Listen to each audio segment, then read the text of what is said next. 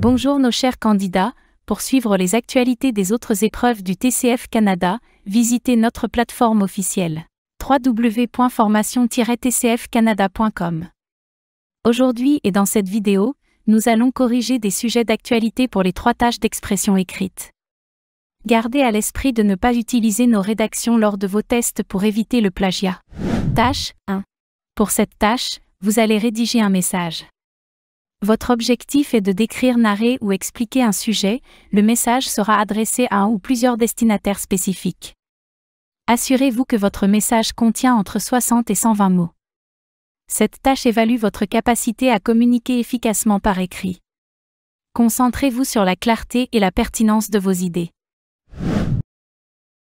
Sujet: invitez vos amis à célébrer votre anniversaire tout en sollicitant leur soutien pour organiser la fête. Salut les amis. Je vous invite à célébrer mon anniversaire avec moi le samedi 12 octobre chez moi à partir de 19 h. Ce serait super de passer cette soirée ensemble, avec musique, bonne nourriture et beaucoup de joie. Pour que la fête soit réussie, j'aurai besoin de votre aide pour l'organisation. Certains pourraient s'occuper des boissons, d'autres de la playlist ou encore de la décoration. N'hésitez pas à me dire ce que vous préférez faire. J'aimerais vraiment que ce moment soit convivial et mémorable grâce à vous tous. Faites-moi savoir rapidement si vous pouvez venir et comment vous pouvez m'aider. À très vite, Ayoub. La tâche 2 consiste à rédiger un article ou une lettre destinée cette fois-ci à plusieurs destinataires pour faire un compte-rendu d'une expérience ou d'un récit.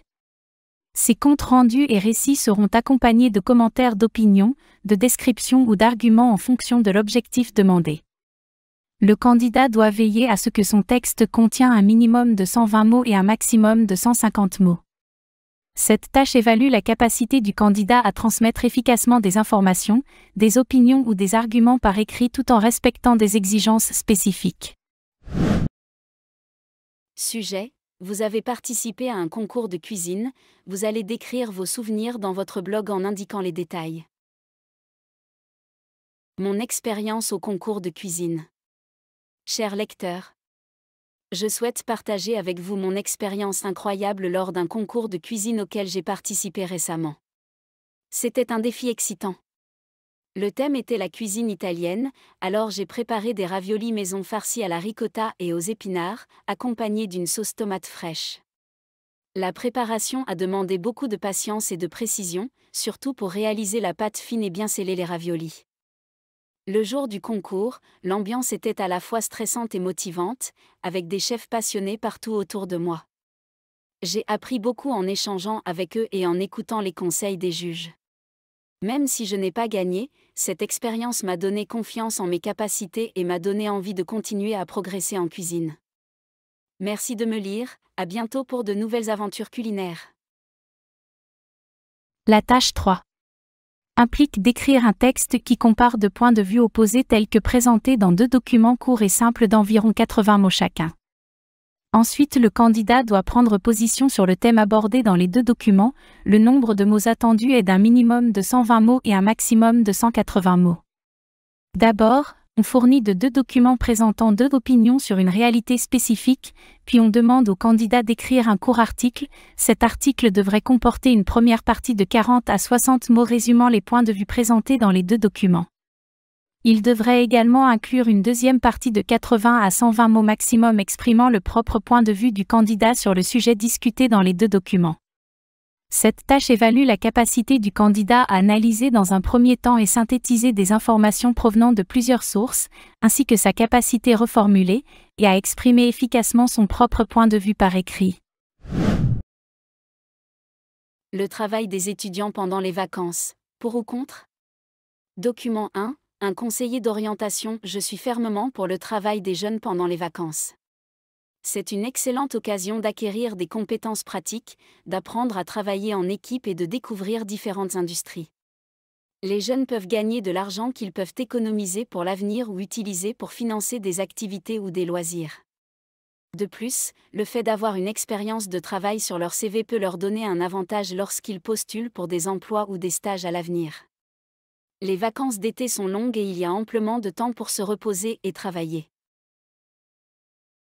Le travail des étudiants pendant les vacances, pour ou contre? Document 2, une psychologue pour adolescents. Je suis contre l'idée que les jeunes doivent travailler pendant leurs vacances. Les adolescents sont déjà sous une énorme pression pendant l'année scolaire avec les études, les examens et les activités parascolaires.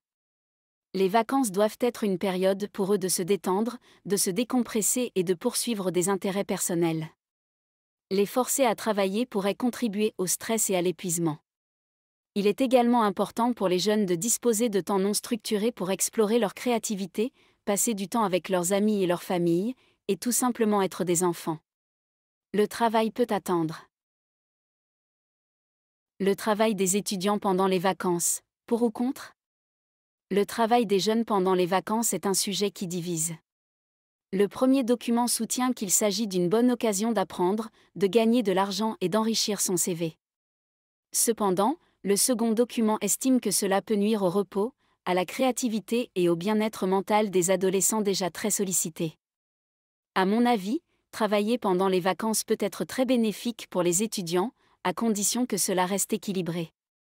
Cela leur permet de découvrir le monde du travail, de devenir plus autonomes et de financer certaines dépenses personnelles. Par exemple, un ami a travaillé 2 semaines dans un magasin et a beaucoup appris sur la gestion du temps et le contact avec les clients. Cependant, il est aussi essentiel de garder du temps pour se reposer, profiter de ses proches et pratiquer des loisirs. Les vacances ne doivent pas devenir une deuxième école ou une obligation. L'idéal serait de combiner un petit job avec des moments de détente. Ainsi, les jeunes peuvent se former sans négliger leur bien-être.